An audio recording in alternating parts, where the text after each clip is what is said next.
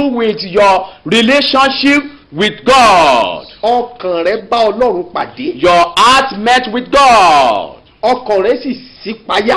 And your heart is open láti inú ọkàn wá.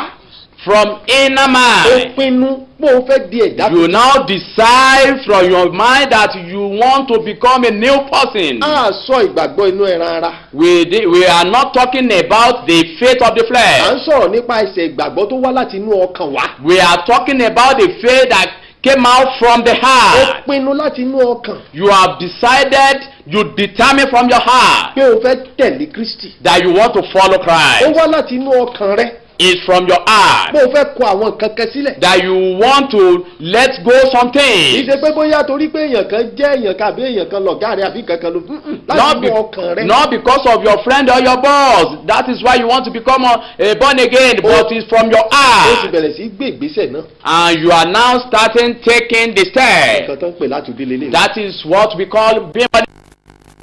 ọ̀rọ̀ pọ̀ láti sọ. Let me tell you, we have many things to ìwọ discuss. lónìí mo kàn fẹ́ mú wa ká kọ́kọ́ rí nǹkan tó ń pè ní introduction.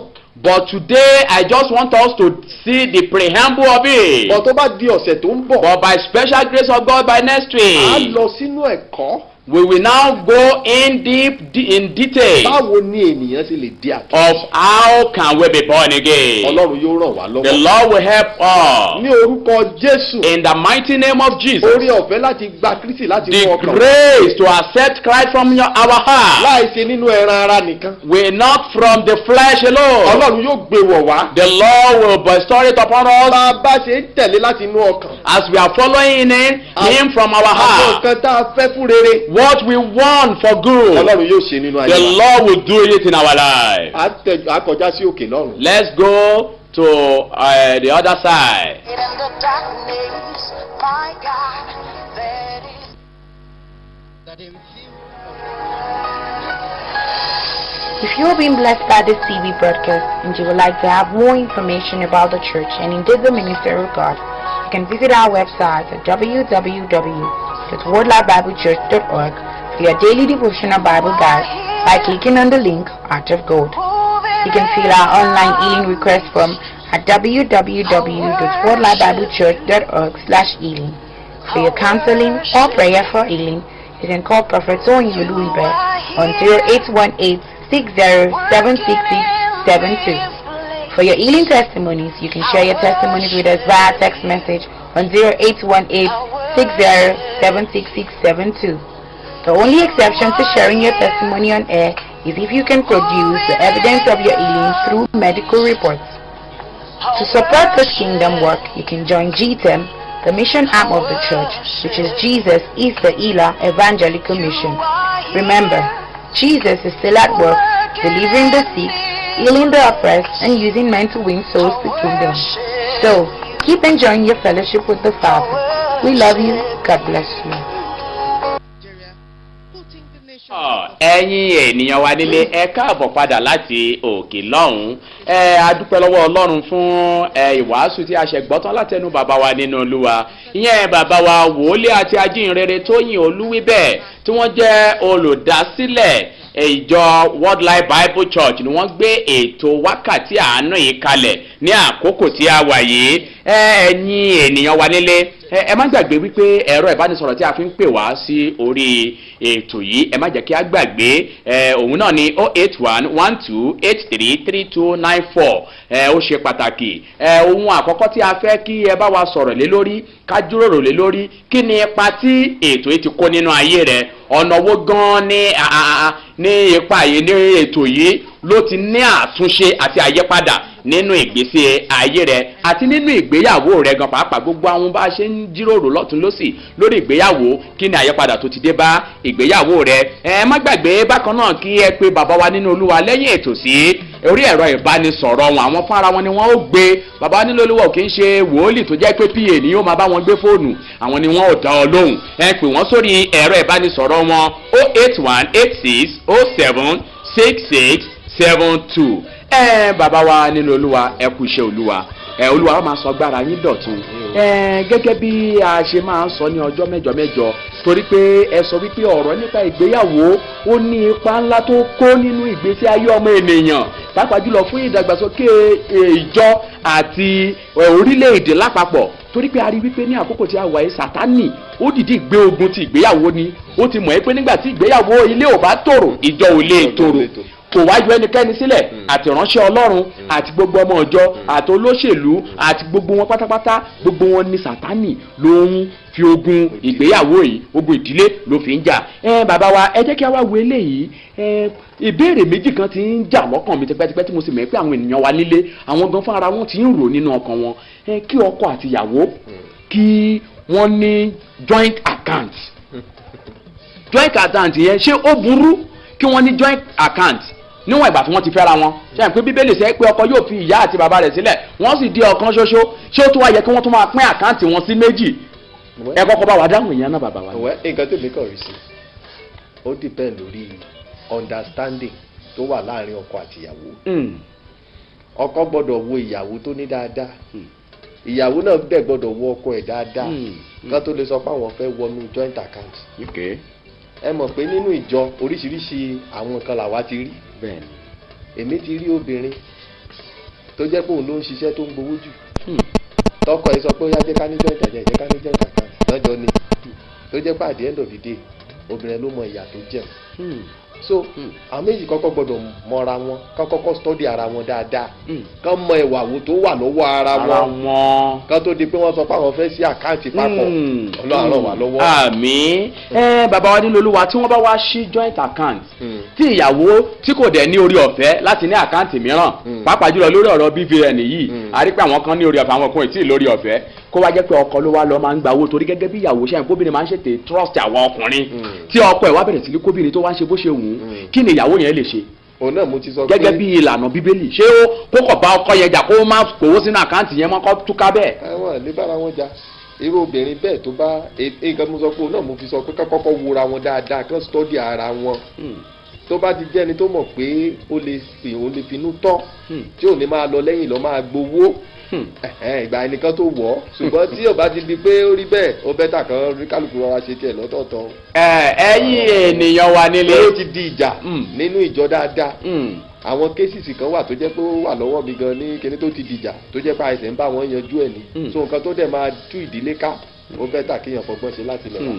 tọ ẹ̀yin ènìyàn wa nílé ọ̀rọ̀ lẹ ti gbọ́ yìí ó dára láti ní joint account ṣùgbọ́n àìjẹ́ olótìtọ́ sí ara wa òun ló máa ń fà á tí àwọn kùdìẹ̀kudiẹ kankan fi máa ń wà bóyá ìwọ ọkọ ló wá ṣe bí ẹni tó fẹ́ gbọ́n jù lójú ara ẹ̀ tó gbọ́n jù ìyàwó lọ bóyá ìwọ ìyàwó ló dẹ̀ mọ́ gbọ́n rékèrèkè tó fi ń dọ́gbọ́n gba owó èyí tó ṣe pàtàkì ń bẹ ni wípé ẹ jẹ́ ká ní ìbẹ̀rù Ọlọ́run bàbá wa ti bá wa sọ̀rọ̀ Olúwa yóò ràn wá lọ́wọ́ ẹ̀yin ènìyàn wa ẹ bẹ̀rẹ̀ sí ní pè wá wọlé kí ni ipa tí ètò yìí ti kó nínú ayé rẹ nínú ìdílé rẹ ní gbogbo ọ̀nà rẹ a fẹ́ kí ẹ bá wa sọ lónìí bó sì jẹ́ pé ẹ fẹ́ kí bàbá wa gbàdúrà fún yín ni ẹ pè sí orí ẹ̀rọ ìbánisọ̀rọ̀ wa lẹ́ẹ̀kan sí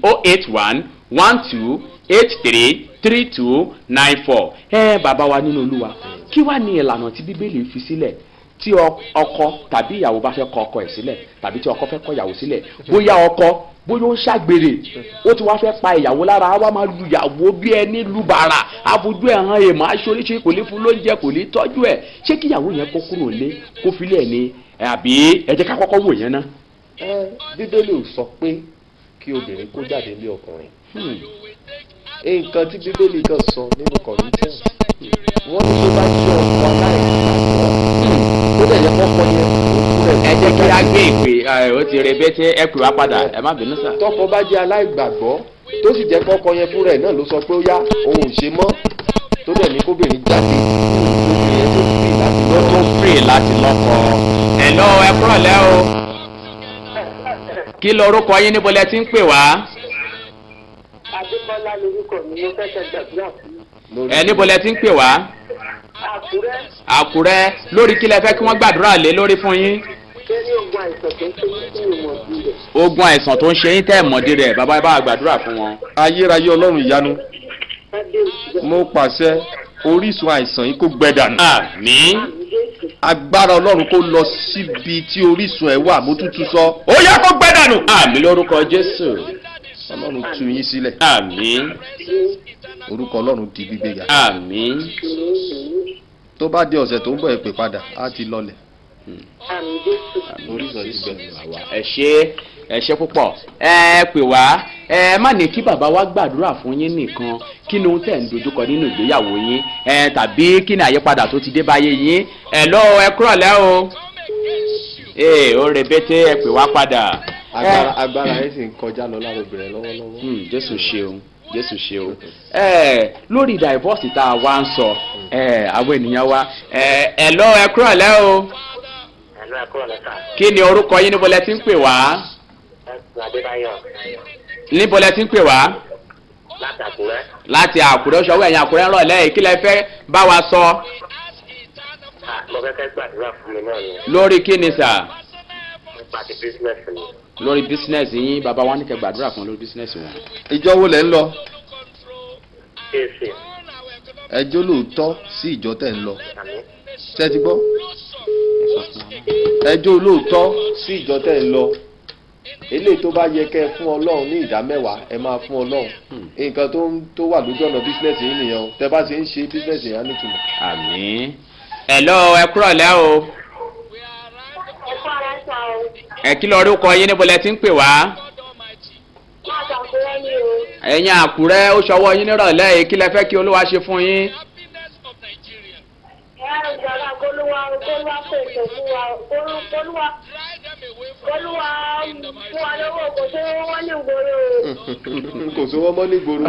ó dáa bàbá ẹ bá wa gbàdúrà fún wọn. lórúkọ jésù orí ọ̀fẹ́ láti súnmọ́ ọlọ́run bíbélì ní ọmọ kìnìún a máa ṣaláìní ebi a sì máa pa wọ́n ṣùgbọ́n àwọn tó bá ti jẹ́ tọ ọlọ́run wọn kì yóò ṣaláìní gbogbo orí ọ̀fẹ́ fún wọn láti súnmọ́ kọ́ má bàa ṣaláìní ọlọ́run gbé wọ̀ wọ́n. àmín. adúpẹ́ torí pé ti gbà. jésù ṣe lórí ọ̀rọ̀ divorce tá a wá ń sọ tó bá wá jẹ́ ọkùnrin ó ti rebete tó bá jẹ́ ọkùnrin ló wá rí wípé ìyàwó òun mọ́ òun dẹ̀ fẹ́ kọ̀ òun fẹ́ gbé òrékè lẹ́wà míì kí ló yẹ kó ṣe ẹ jẹ́ ká gbé ìpè yìí. òrékè lẹ́wà. kí lọ orúkọ yín níbo lẹ ti ń pè wá. kí lọ orúkọ yín níbo lẹ ti ń pè. Orúkọ mi ni Ọlọ́kọ̀ọ́lá Adéṣe láti Àkúrẹ́. kí lẹ fẹ́ kí olúwa ṣe fún yín. ẹ bá wa dá sétò yìí kí lẹ fẹ́ kí olúwa ṣe.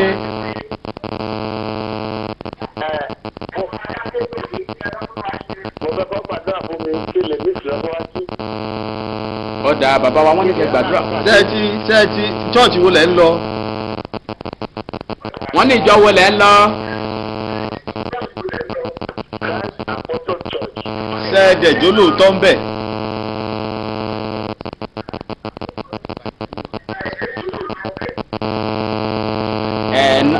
network ẹ bá wa gbàdúrà fún network yẹn ṣe bákan nírọ̀lẹ́ yìí. ní orúkọ jésù agbára ọlọ́run ó tú yín sílẹ̀ kó. àmín. ìyè ọlọ́run wọnú yín lọ. àmín. iṣẹ́ yín gba àtúnṣe. àmín. àmín. ẹ̀lọ́ kí lorúkọ yín níbo la ti ń pè wá. Láti Ògúnyínká láti high school. láti high school kí ni ẹ bá wa dá sí ètò yìí. Mo fẹ́ kí bàbá kó gbàdúrà fún mi. kí bàbá gbàdúrà fún yín lórí kí ni. Ọ̀nà déédéé. ọ̀dà bá wa gbàdúrà fún wọn ní bísíǹnẹ̀sì wọn ò lọ déédéé. ẹsẹ̀ tí mò ń wò lórí yín mo rí ẹsẹ̀ kan tó dúró lórí yín bẹ́ẹ̀ ṣe ń sọ̀rọ̀ yẹn ní orúkọ jésù ẹsẹ̀ tó dúró lórí yín tó dúró lórí iṣẹ́ yín ọlọ́run ká kúrò. àmín. ẹ gba ìtúsílẹ̀. àmín. ìwé ẹ̀ṣẹ̀ àjèjì yá gé ọ dànù. àmín. ní orúkọ jésù ní agbàdúrà. àmín. tọ́ ẹ̀yin ènìyàn wa lélẹ́ nítorí wípé bẹ́ẹ̀ni. orí ẹsẹ̀ kan tó dúró lórí nǹkan tó ń fà á nù.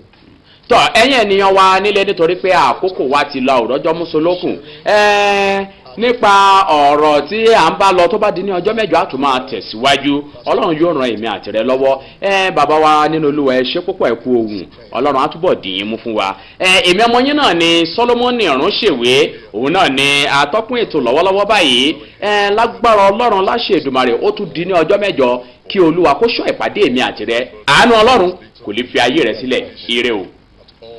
various levels of government in Nigeria. Let's just bless the name of the Lord. If you have been blessed by this TV broadcast and you would like to have more information about the church and indeed the ministry of God, you can visit our website at www.wordlifebiblechurch.org for your daily devotional Bible guide by clicking on the link Heart of Gold. You can fill our online healing request form at www.wordlifebiblechurch.org/healing. For your counseling or prayer for healing, you can call Prophet Tony Uluibe on 0818-607666